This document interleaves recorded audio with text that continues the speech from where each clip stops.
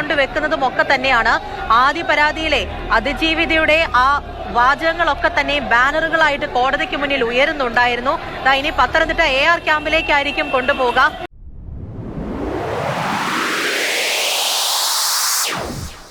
Welcome to XYZ Malayali's channel. Don't forget to subscribe. ആധുനിക കാലഘട്ടത്തിൽ ഭരണാധികാരികളും പോലീസും ഒരുമിച്ചാൽ ഒരു മനുഷ്യനെ എങ്ങനെ പൂർണ്ണമായി തകർക്കാൻ കഴിയും? ലാത്തിചാർജ് വേണ്ട, മർദ്ദനം വേണ്ട, തുറന്ന പീഡനം വേണ്ട.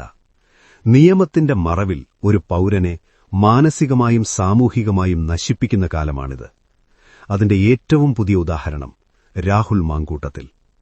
ഭരണപാകപിഴകൾ വരുമ്പോൾ ഭരണാധികാരി ചെയ്യുന്നത് ഒരു കാര്യമാണ്: മറ്റൊരു സംഭവം സൃഷ്ടിക്കുക.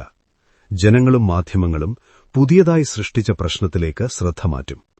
അങ്ങനെ ഭരണത്തിന്റെ യഥാർത്ഥ പരാജയങ്ങൾ താൽക്കാലികമായി മറവിയിലാവും.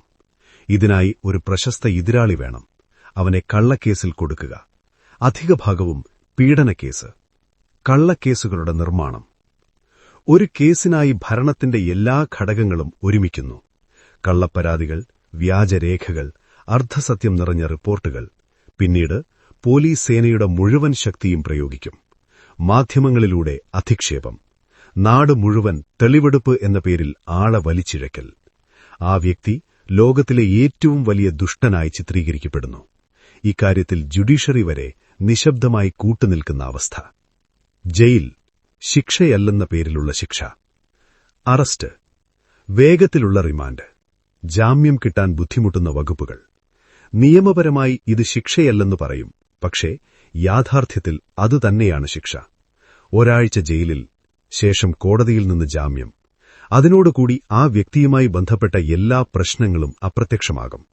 ചോദ്യമിതാണ്: ഇതാണോ ജനാധിപത്യം? ഇതാണോ ഡെമോക്രസി? പുതിയ കാലത്തെ ഉപദ്രവം.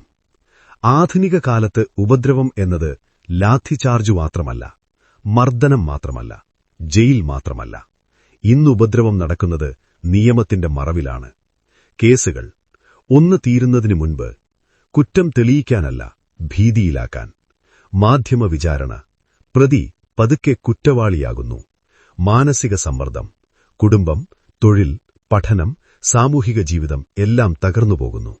ഇത് ശാരീരിക പീഡനത്തെക്കാൾ അപകടകരമാണ്. ഇന്ന് രാഹുൽ മാങ്കൂട്ടത്തിൽ, നാളെ ആരായിരിക്കും? അധികാരത്തെ ചോദ്യം ചെയ്യുന്നവൻ, വ്യത്യസ്ത അഭിപ്രായം പറയുന്നവൻ, നിശബ്ദനാകാൻ വിസമ്മതിക്കുന്നവൻ, എല്ലാവരും ഈ പട്ടികയിൽ വരാം. ജനാധിപത്യത്തിൽ പോലീസ് ഭരണകൂടത്തിന്റെ ആയുധമാകുമ്പോൾ, നിയമം പ്രതികാരത്തിന്റെ ഉപകരണമായാൽ അത് ജനാധിപത്യമല്ല, അത് അധികാരഭീതിയാണ്. ഇതൊരു വ്യക്തിയുടെ കഥയല്ല, ഇത് നമ്മുടെ ജനാധിപത്യ സംവിധാനത്തിന്റെ ഒരു മുന്നറിയിപ്പാണ്. Thank you for watching.